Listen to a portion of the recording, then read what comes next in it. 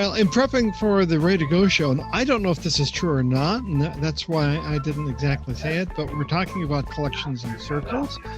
Oh, hi, Scott. Hey, that's why I wanted to get in here, to make it confusing for everybody. Did you work for Google? I wish. I wish I had some of their stock. I just want to say this. I'm live right now from a Starbucks.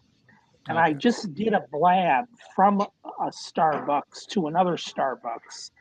And you guys are having the sound issue. I'm finding the sound is fantastic. And I'm on a Starbucks Wi-Fi, and the place is loaded with computer users. They must be tweaking this technology to allow this kind of stuff to happen live, on site, and on a now basis. Richard's question, which he's saying, will we be able to remove collections we aren't going to follow? Is there a way to put the collections we follow on top of the ones? No, I don't think you can sort them, but you can unfollow a collection. I'm pretty sure. Anybody want to add to that? I know that we can't, as far as I know, we can't sort them. So maybe you can confirm this. I in preparing for the other show, I had said collections filtered by topic, whereas circles filtered by people. And, you know, if that is true, drilling down on it, isn't it a lot easier for us as content originators to send out information that, okay, in the various silos, if you're interested in this, then here's this collection, if you're interested in that.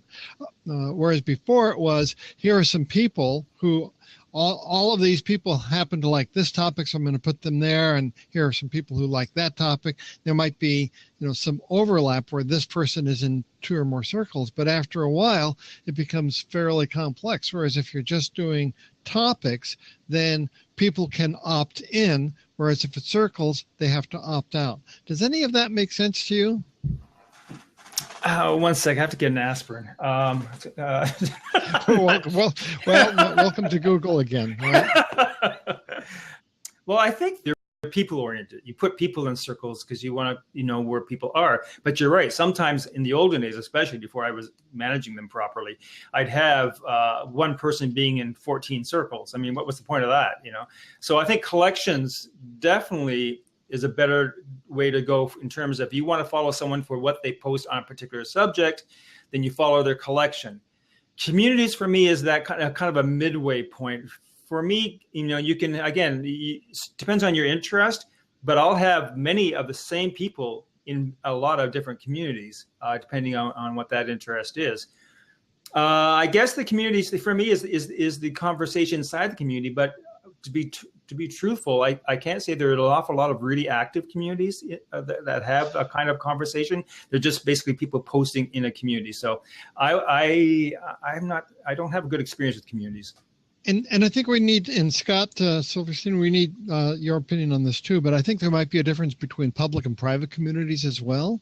And the public ones are obviously something that we all know about, but boy, if there are private communities, those can be, super active, and they can be very valuable and deep and so forth. And it's just that because it doesn't make an impact outside that community, we can't judge it. It doesn't have any Google juice. I mean, it doesn't really help you unless you post publicly. But it does help you personally and professionally. For whatever reason, people are getting together privately. It's it's about as valuable an online tool as you can imagine, I would think. If it's a valuable community to you and well moderated, and there are 2 communities I belong to, and it's really helped me professionally like you can't believe. Are you guys saying that communities are working? No, I was saying I don't have a lot of good experience with communities. Because I don't think there's clean collections for me. If you want to follow someone by the topic of the post or the kind of interest he has, collections for me is better. So you're saying collections then are working? For me, yes, personally. Yeah. And what about you, Scott? The other Scott? I have yet to start any collections. I've got two communities. One is called Just for Fun, and the other one, other people can contribute to it and comment on it. Like but really, it was my answer to collections before there were collections. Daniel, who's been very active on the right side of the screen, mentions that he uses communities as we use our private work community all the time as an intranet, and I think that's a good point, Daniel. I think that's a very apt use for it. In the same way that people use, Facebook communities or groups or LinkedIn groups, perhaps. But I think that's great. That's a good idea. You're basically making your own intranet that way. But in terms of GooglePlus, the platform, I'm not sure. Roxanne has a question or a point. Let me see. I'll bring it up. So I have used collections to post my blogs on. This has given me an actual number of people that read my blog off GooglePlus. And that's a good point, Roxanne. We mentioned that in the show as well. That we want to send people to our website as much as possible. And that's always been kind of hard to do because people tended to stay on Google Plus platform. Number one, because you can format blog posts on Google Plus better than any other platform that there is. So people tend to enjoy it there. And people more and more are putting their whole blog post on Google Plus. But with collections, I've been doing the same thing. I've been moving certain posts to collections based on the interest. And I'm finding I'm getting more action on them that way. So thanks for bringing that up. Scott Silverstein, you're a big video guy. What's your thoughts on where Google Plus is going with the whole Hangout on Air thing? Since events are going away, and a lot of HOA people are using events as their feeder, as their platform. Do you think are they moving towards the YouTube live streaming? I haven't used Hangouts on Air in a public way in months. And I happen to like to use social media to generate leads to go forward for leads in my business. And I'm using Blab exclusively to do that right now. And what I do like, however, on the Hangout side is the idea that I can set up a private Hangout and I have all those tools. I like that idea, whereas in Blab, there's no privacy to it. Right. There's also some other platforms that give you the privacy feature, but they don't give you the record the event feature. So they're pretty strong too, but so far my experience with Google is that the Hangout platform, either the video call, particularly the quality of the call is great. The video is great. All the other platforms don't seem to come up to Google's standards yet. I have to agree with that, and I definitely agree on the advantage of using Hangouts for consultation and private interviews and stuff.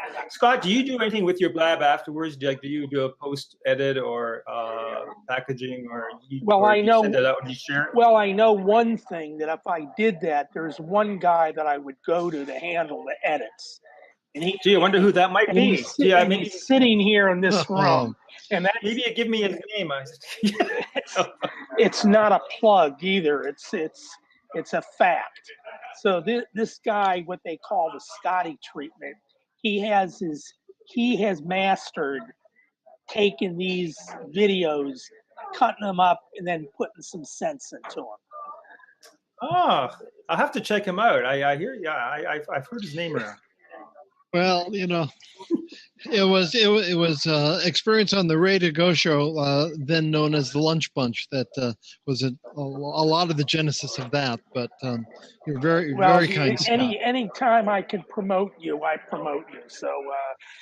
And you did a great job. Well, you do have a point in that all along I've been saying that Google Hangouts and Hangouts on Air, they misnamed it. They should have called it the Google Video Production Services, because that's exactly what it is. And it's available to everyone especially the Hangouts on Air where it's recorded and you have enough of the production tools to really make a show.